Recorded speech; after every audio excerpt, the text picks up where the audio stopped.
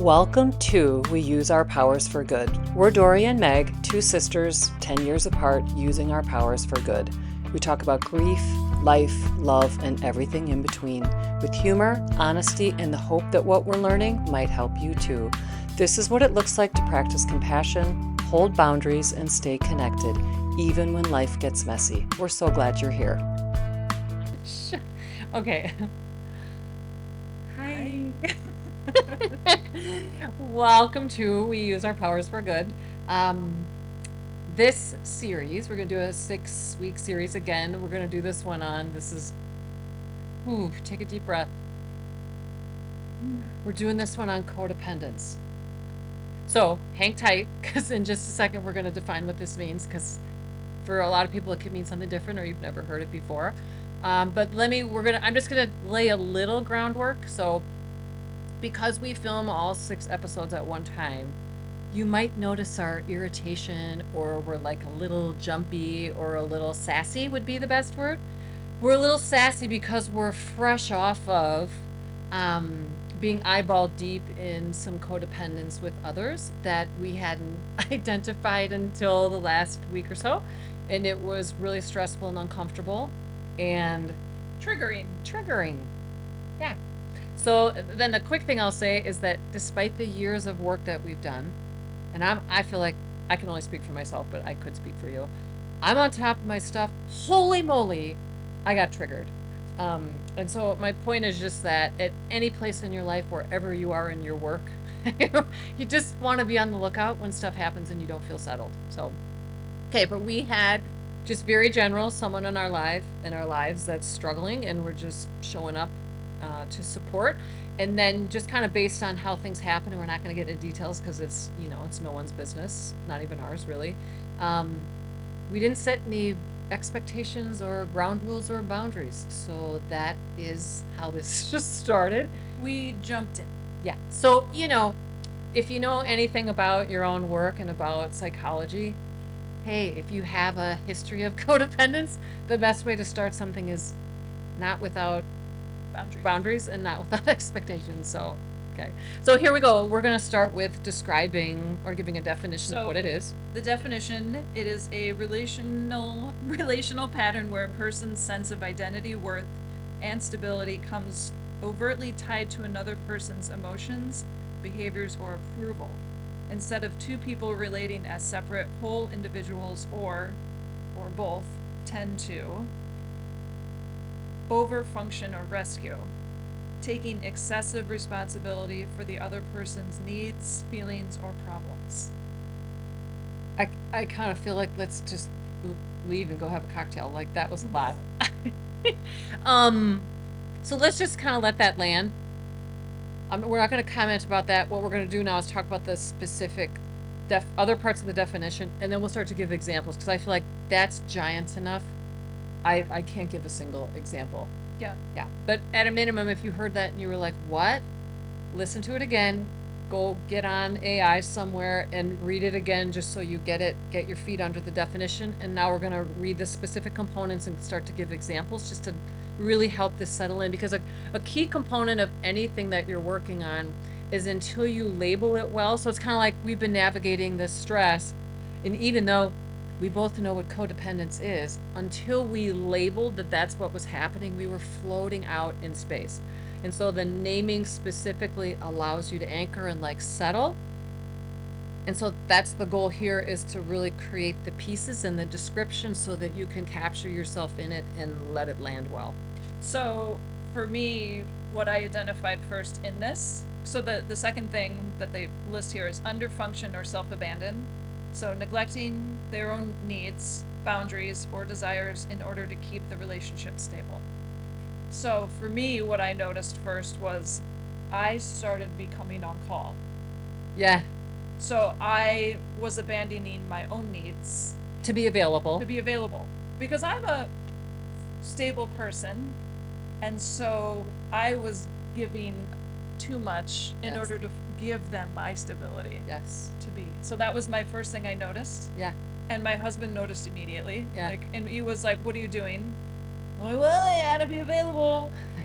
Right. trying to be available. At the expense of myself. Yeah. Right. Which we wouldn't have said it that way Right. at the time. And Right. then the other thing I noticed is that I started thinking about past relationships, which had made no sense. So this person that I was dating at a young age, who I was so codependent with, all of a sudden I couldn't remember his first name.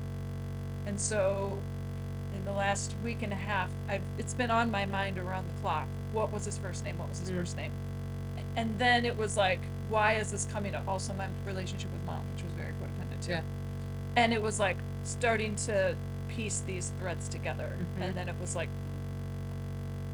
this has been a trigger for my own codependency. Yeah. That was how I noticed Yep. first. And it's interesting because I had the same exact experience. I was thinking about my ex a ton.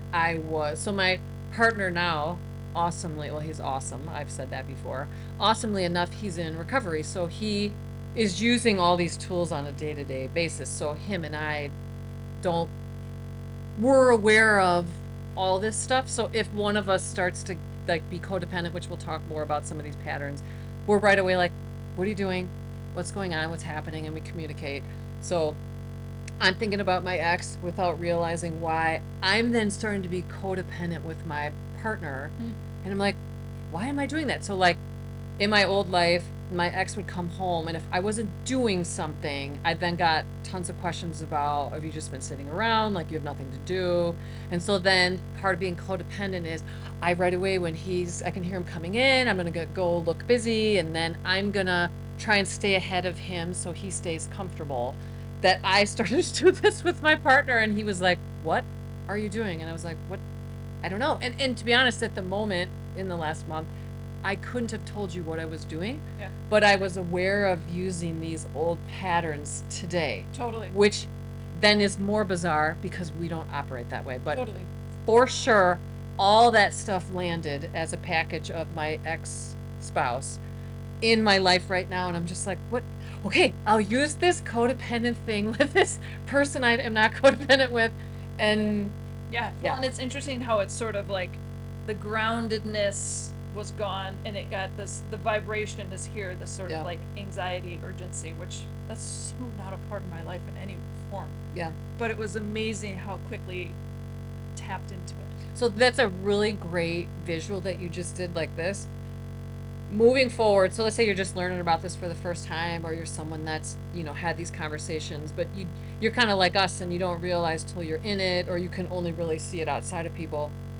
You kind of know how you feel from day to day. If all of a sudden you're like, and you're like out of yourself and you're kind of like vibrating a bunch and your head is just right above the water, slow down and look at what's happening, because that's usually a sign that something's changed or we've been triggered, right? Yeah. Is that you feel revvy, right? Okay, go to the next. The last one is you depend on external regulation.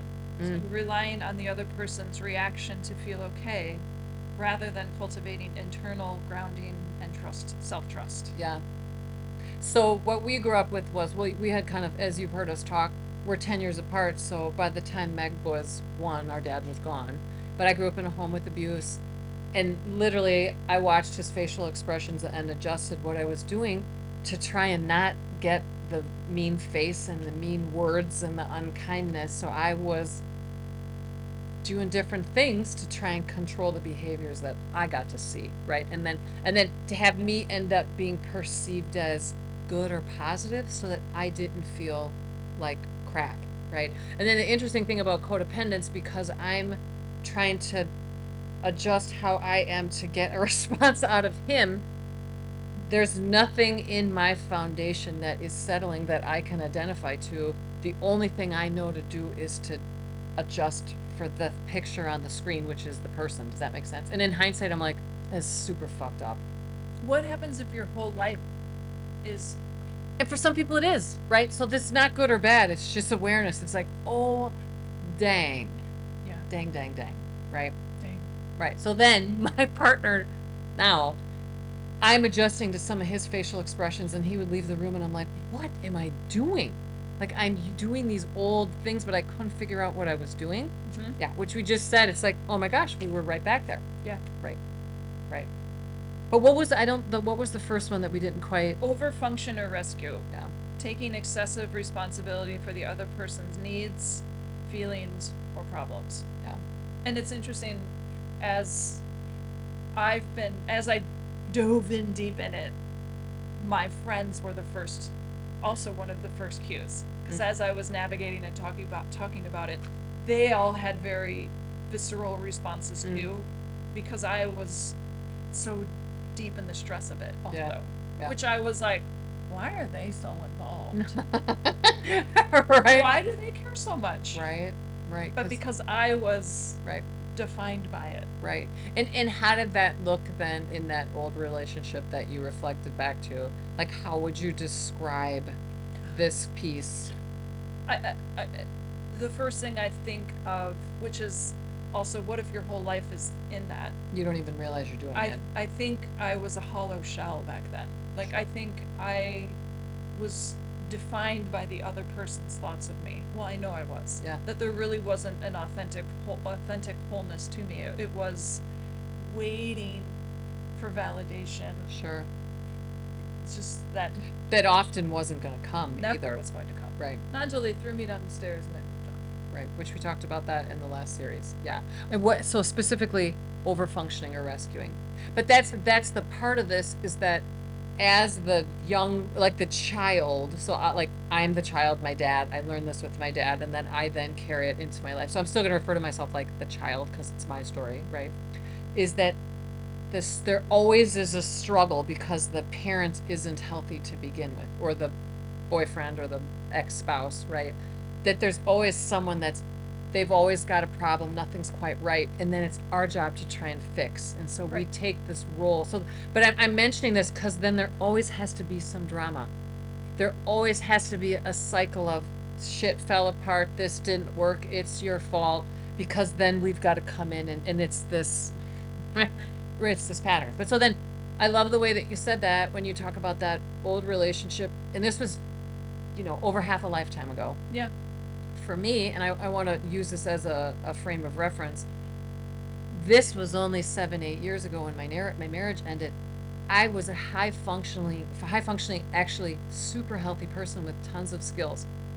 And I still was wildly codependent with my ex-spouse, right? So I'm saying that because this isn't, oh, I was codependent, now I'm not. Or if I'm codependent, that means I have no tools and skills. No, it means that because I was still in a relationship that was codependent, it didn't matter how great my skills were, I couldn't change that dynamic, which is ultimately why I left, right? But I always want to be clear, we're all on a spectrum of doing our work and on a spectrum of healing, and you don't get to a place where you never do this No. again. Well, and this is highlighted components in all of my relationships to do better, which is one thing I've been fully aware of Yeah. in this experience, is that, like, these are my shadow areas I need to Yeah. grow, and I Yes. am actively learning and reading and diving deep into Yeah. how to be a better person. Yeah.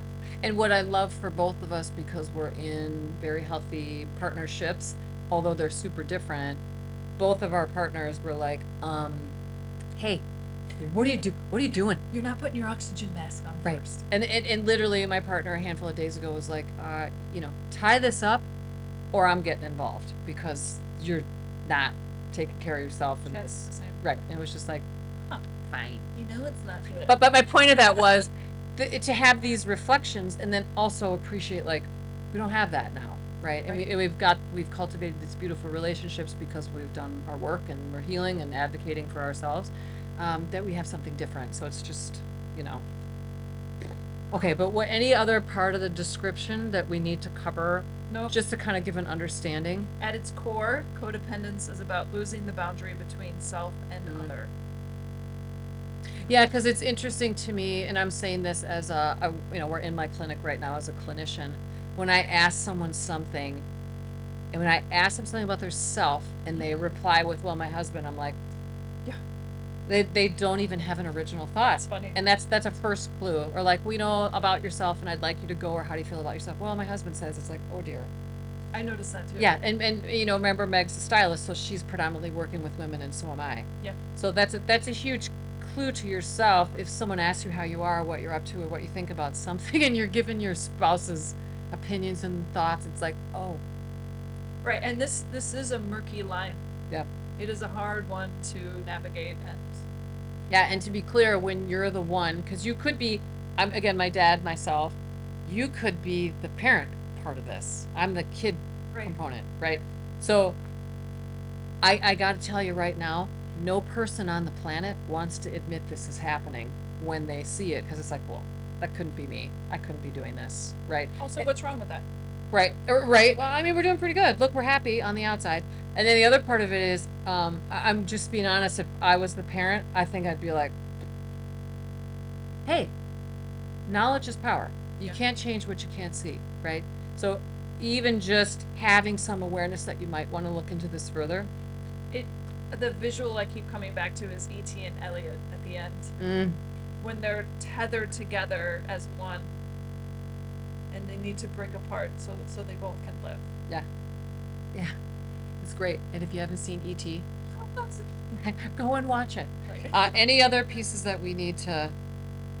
No. Okay, so Tune in to the next right, so 5 episodes. essentially we have this 6 episode series. Each episode, we're going to talk about one specific piece. So the next one, we're going to talk about observing where this shows up in your life as an adult with other adults. So if this is new to you or you're practicing this is going to be really helpful for you to see. So tune in, and if you haven't, please like, subscribe, and follow so that you don't miss the next episode. But thanks for joining us.